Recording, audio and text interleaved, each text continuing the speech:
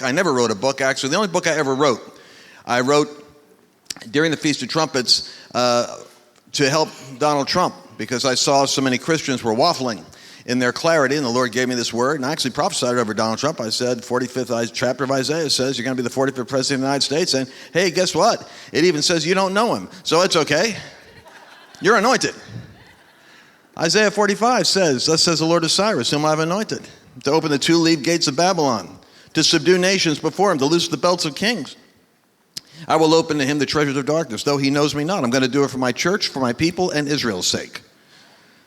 Donald Trump's exactly the right man at the right time in history. Nobody else could have the audacity to be as pro-Christian as he is. He has, Tony Perkins told me, he says, I've been in the White House more in 6 months with Donald Trump than in 8 years with George Bush, and Obama never invited me.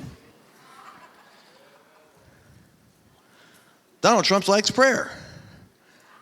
One of the most fascinating experiences, I went to speak, spoke to the CEOs down at the National Prayer Breakfast, the Presidential Prayer Breakfast. This is Donald Trump's first year, and the Presidential Prayer Breakfast is quite an experience.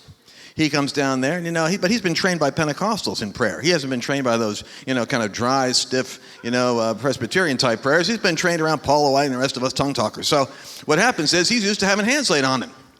Now, here's what happens. We're sitting there at the prayer breakfast, and and I should be careful what I say, but I'm just going to tell you exactly what it's like.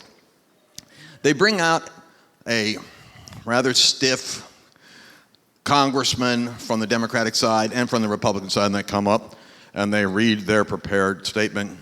And even though you might think that there's a lot of partisan politics in Washington, we get together once a week and we have our Bible study.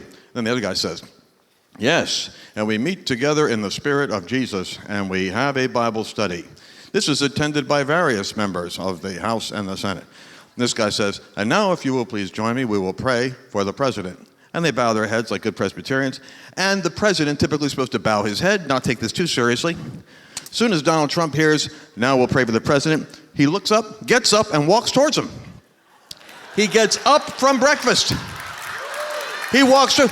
Everybody's going, what the heck's he doing? Secret Service, where's he going? Where's he going? What's he doing? They're walking around, they're all over the platform, they're out on the floor. Where's the president going? Where's the president going? He's supposed to sit there and just bow his head like he's saying grace. Bless the eggs and bacon, and that's it. Donald Trump gets up, walks right over to the podium. The two guys are traumatized. They don't know what he's doing. He's been trained. He's not only trained, he assumes a position, puts his hands out, and he's ready to go.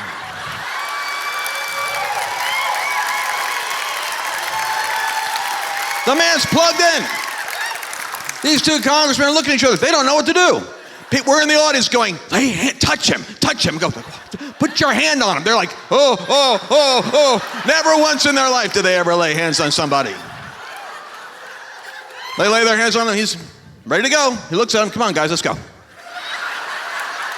And the rocket ship's ready to take off. Let's go. Donald Trump, got to do things here. Busy day today. Run the nation, declaring war on Korea. Things are happening. So they pray their prayer. He goes, good job. Goes back to his seat. I asked the people at the fellowship, I said, is it my imagination? Or wasn't that a slight departure from the normal behavior of presidents? They said, in 25 years I've been doing this breakfast, I never once saw what I watched today. A president gets up and walks over and says, let's go. Prayer is an energetic activity for him. I thought I'd bring you that behind-the-scenes report from your president.